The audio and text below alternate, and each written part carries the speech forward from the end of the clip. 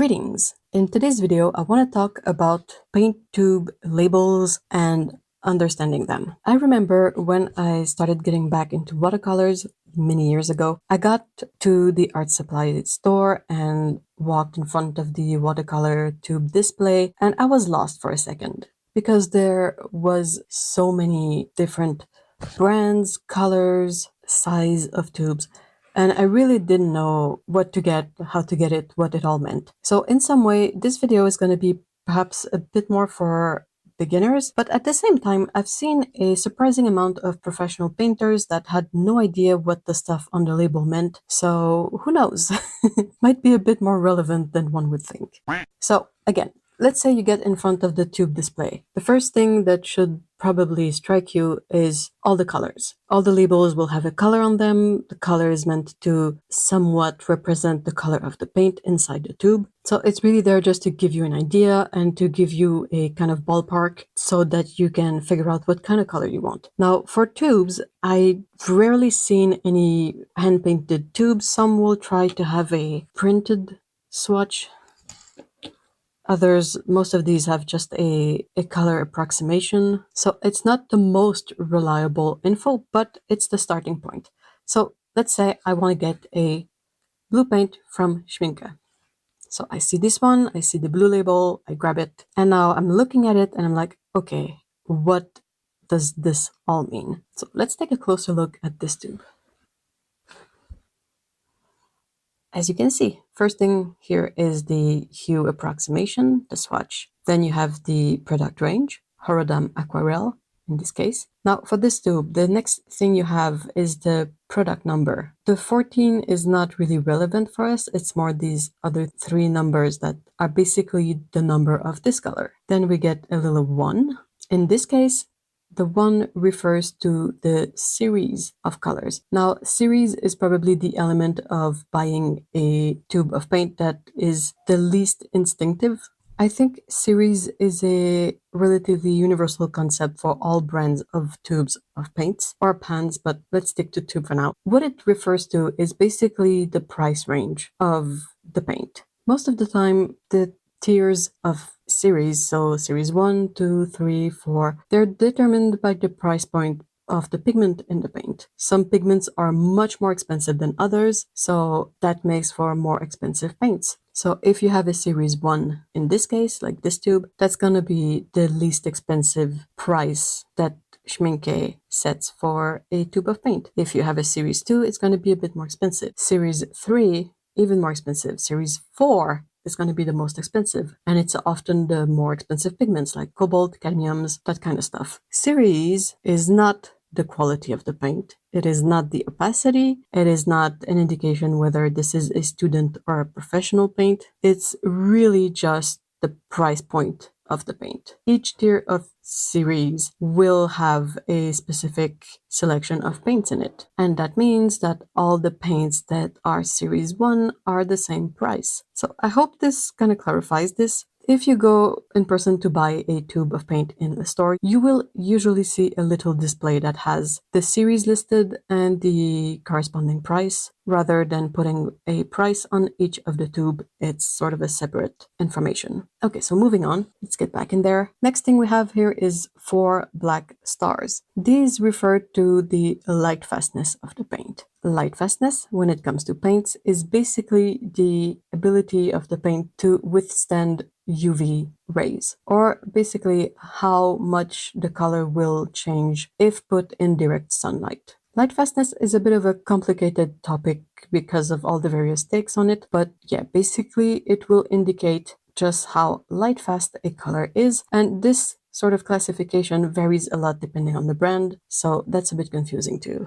Then we have a triangle here and a square. The triangle in the case of Schminke refers to whether a paint is staining or not, and the square refers to the opacity of the paint. All these symbols are there, but there's no legend to explain what they mean. So hopefully what you will find next to this tube display in the store is the chart of the color, or at least a little added display that explains what these all mean and what these symbols mean, because they put it on the chart to be a good reference point, but they don't always put it on the tube. So you get here, you see all these symbols and you're like, what do they mean? Some of them are pretty self-explanatory, but it's not always the case. So keeping up with this tube, we have the color name in various languages. You have more branding, the Horadam in the background, the Schminke, the brand here at the bottom. And then you have the size of the tube. In this case, this is a 15 milliliter tube. Pretty standard size for what we call big tubes of watercolor. Now, if we turn this around,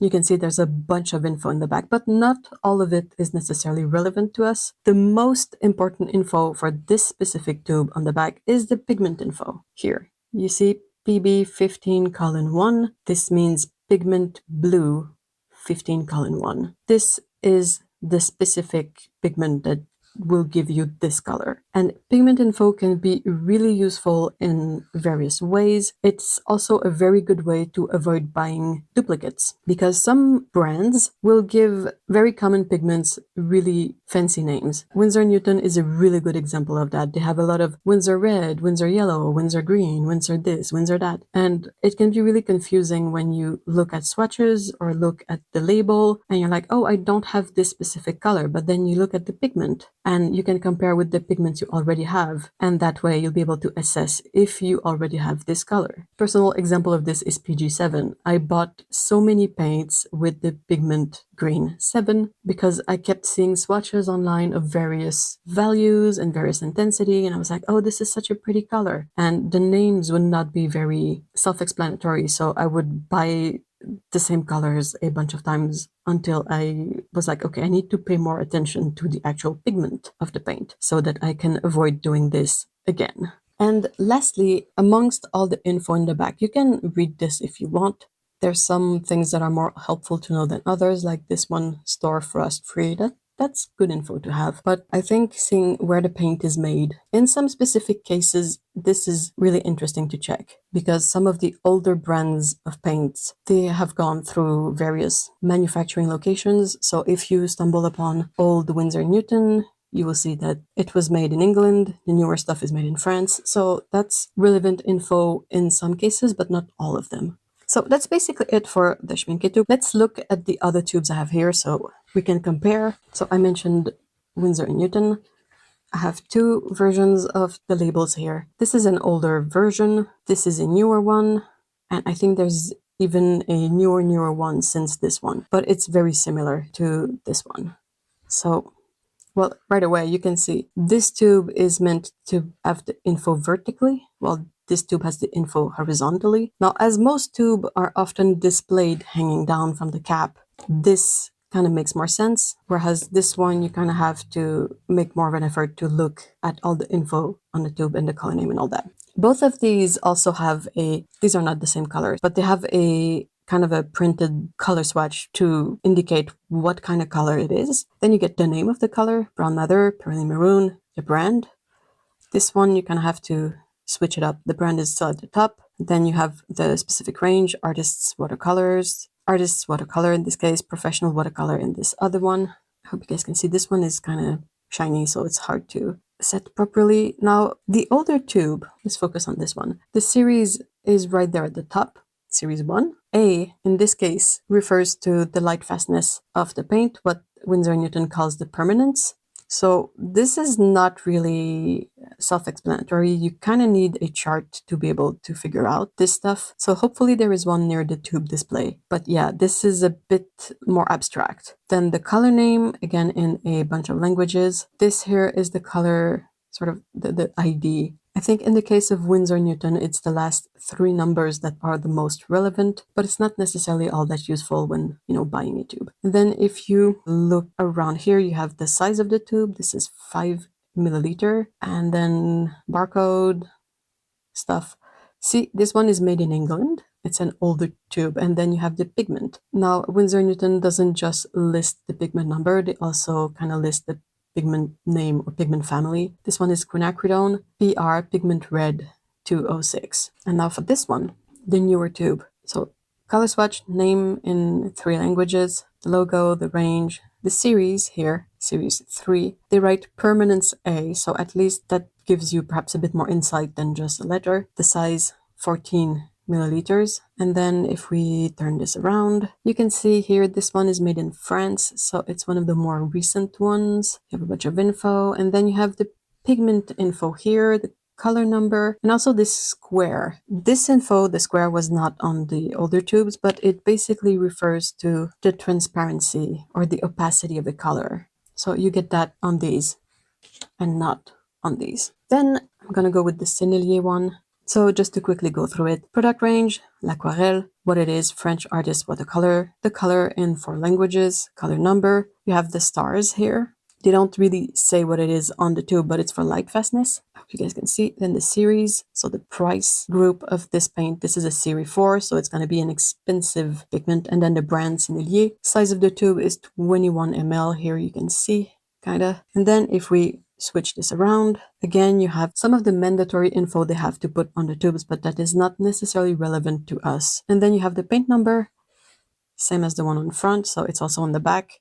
Series 4, it's repeated also, and then a square, a O. This looks like a circle, but it's a O, and then the pigment info. So the square and the O refers to the opacity or transparency of the paint. So the filled square and the O means that this color is opaque, and then the pigment is PG50. It says light fastness and R, so not rated. Size again, all this stuff. But at the same time, you have the light fastness in the front. So yeah, that's perhaps just a bit confusing for this one.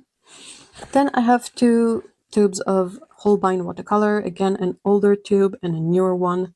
These are both horizontal, so if you have them displayed vertically, the info is sort of on the side. They changed their label not too long ago, but the info seems to be mostly the same. Now, these are not the same color, just to make sure that is clear, but you get the branding. So the older logo, the newer logo, Holbein Artist Watercolor, Holbein Artist Watercolor. The paint number is much bigger on the newer version. On the older version, it was, typed smaller under the logo. The name of the color in various languages. And then on this one, you have the size just here, 15 milliliters. On this other one, the size is like the other way around, but it's still 15 milliliters. The logo Holbein is here. Logo Holbein is just here.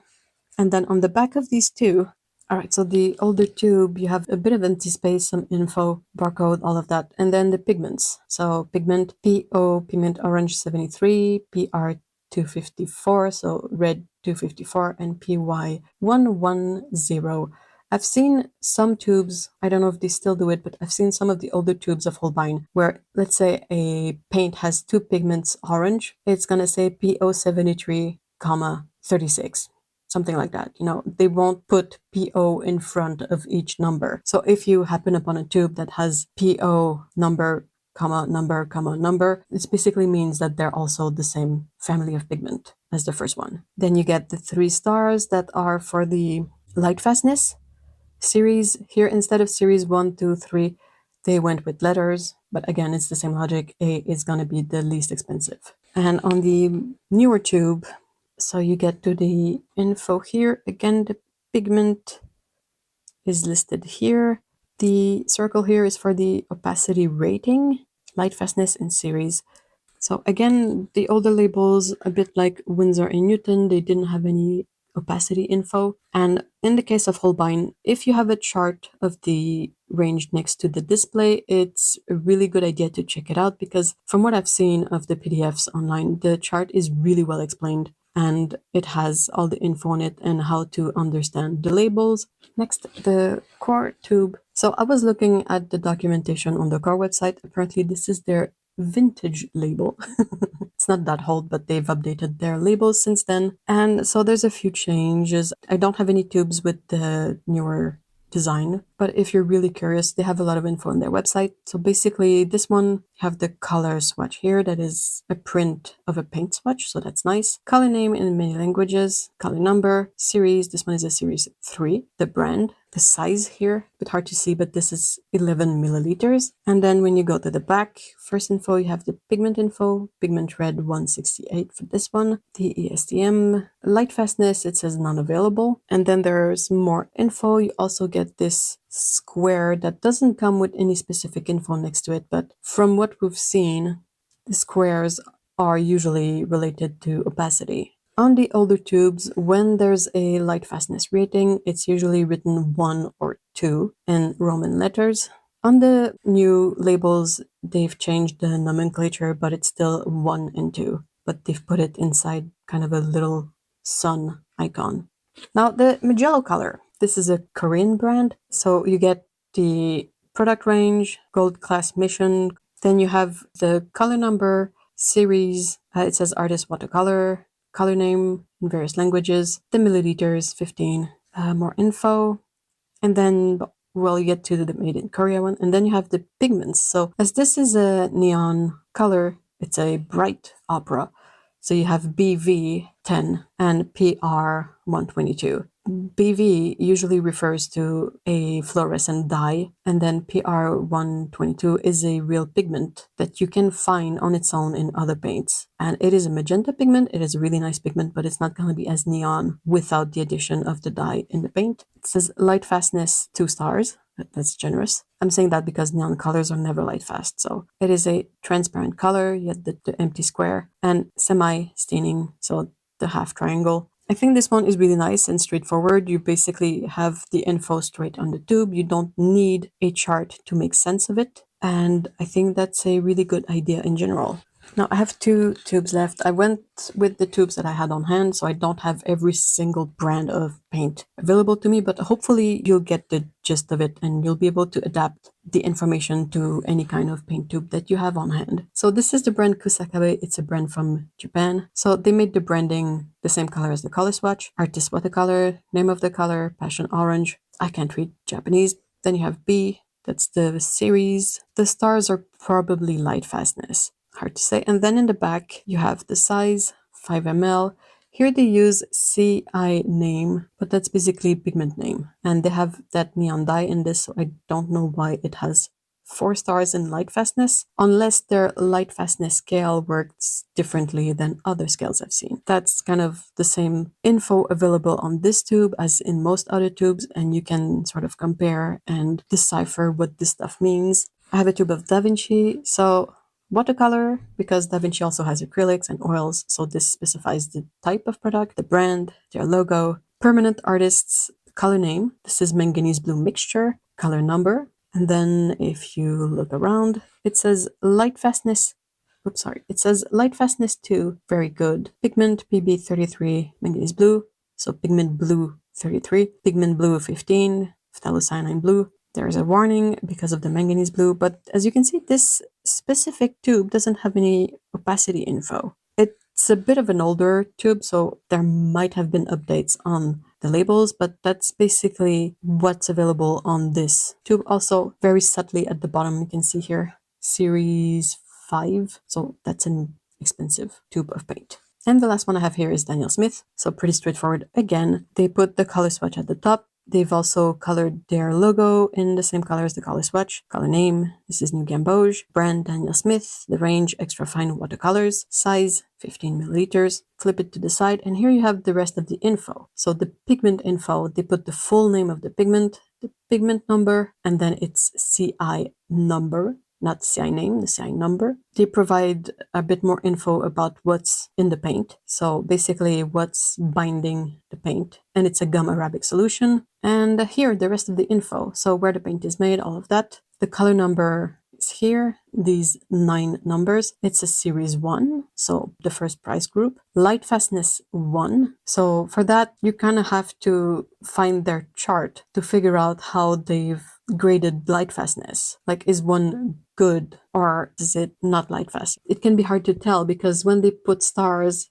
oftentimes the more stars you have for light fastness, the better it is. So here, if I have just 1, is it good or is it bad? It can be hard to say just from the tube if you've never painted with these colors and if you haven't looked into pigments a bit more. So yeah, that's useful info, but it requires a lot of context whenever we get to talking about transparency and light fastness. Not all of these brands provide the info, and even if they do, it's not always provided with the context of what that means. The only brand that had the info more precisely on their tube is Magello. So to sum it up, when it comes to tubes, if you have your tube in hand, you kind of need to look for a color chart somewhere to be able to understand the symbol guide and then to reference the symbol guide with what's on the tube to figure out what's the characteristics of the paint. It's a system that works, but it's also really dependent on having the symbol guide with you. There is no standard naming convention or grading, and more often than not, the info provided regarding light fastness comes with a lot of caveat and a lot of exceptions and a lot of experience that you have to put into it. So it's not the most useful information in general, but it can help you figure out which color you want to get between two. I was able to find a couple of unwrapped pans to compare if we find the same kind of info on pans as we did on the tubes. First one here is a Roman schmal pan. What's really cool about this one is that this is a hand-painted label. So literally what you see is what you get. This is the color of the paint. You don't have to guess, you don't have to approximate. This is the paint. So if this is the color you want, this is the one you grab. Then we have the range, Aquarius. There's really small text next to it. Oh, it says artist watercolor pigment info.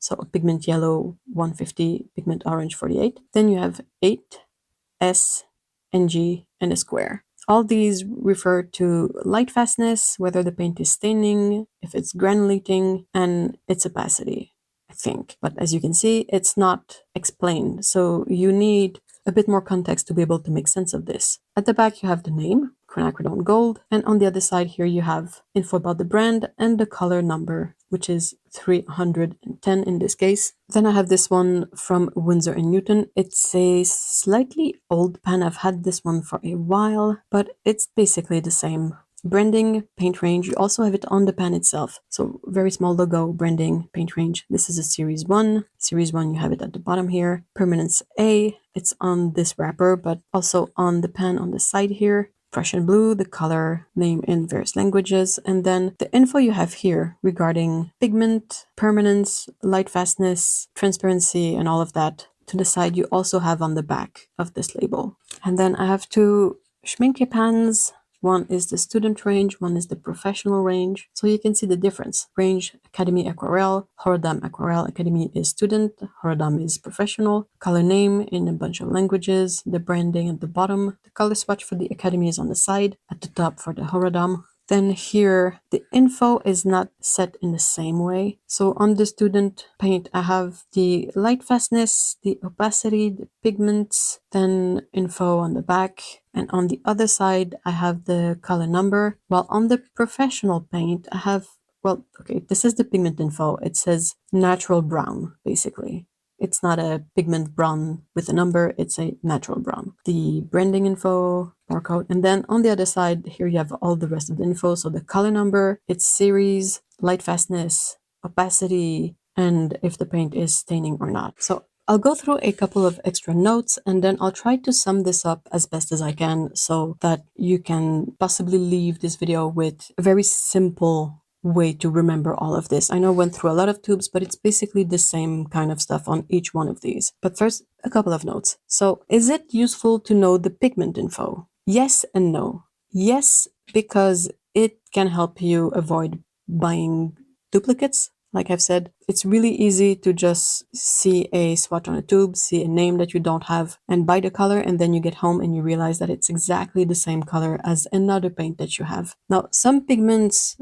will vary in hue, some pigments will be very consistent. That's something that you either have to do a bit of research beforehand, or you have to figure out yourself from experience. You don't really need a super thorough knowledge of pigments to be able to figure this out on a beginner level, but a tiny bit of it is going to be super useful, such as knowing what the PB means. PB pigment blue, PO pigment orange, and subsequently you have PR for red, PY for yellow, PG for green, brown is PBR, and black is PBK. So, you know, just that kind of basic understanding. And it's pretty straightforward and self-explanatory once you know. So that can really help you just understand your color a bit better when you're trying to purchase a new color. And then also a second note that I want to mention here is that not all colors exist as paints. So when you get in front of the display of paints and you're like, I really want this specific color, it might not exist in that range. It might not exist in any range. It might be a color that you have to figure out how to mix yourself. So that's something to keep in mind too. All right, now the summary.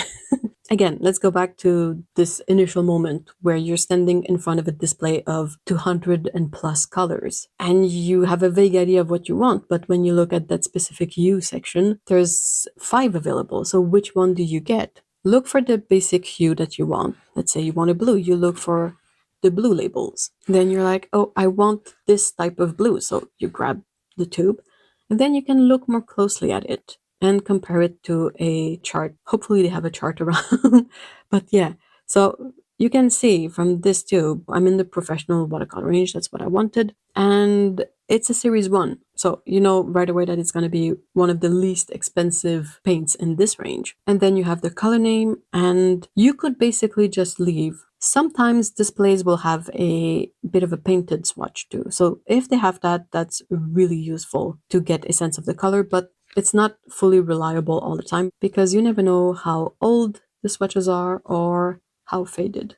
If you have really specific needs, like a very precise hue that you want, or you absolutely need a transparent paint or a light fast paint, that kind of stuff, I would suggest looking online beforehand. There's a bunch of resources available for comparing paints and finding info about the paints. One I really like is artistpigments.org. I'll have the link in the description, artistpigments.org. They have a huge repertoire of paints from various brands and you can compare the info and you can also read on the colors page like more about all the symbols. It's a more complete look at all the info of a color, so very helpful. There's a bunch of other resources online like Under the Brush and Sun and Colors that you can use to figure out if the color is what you want. And once you've found the color you want, you can, make a list. And then when you get to the store, you know right away what you want. But yeah, if you don't have a plan and you just want to get paint, look at the tube, look at the hue, look at the symbols and the info and the price point. And if that's all matching what you want, well, you have a winner. You can bring this paint home. And if it doesn't, then you just put it back and you look at a different one. And if nothing works for you that day, that's also fine. You can go back another day and get some paints later.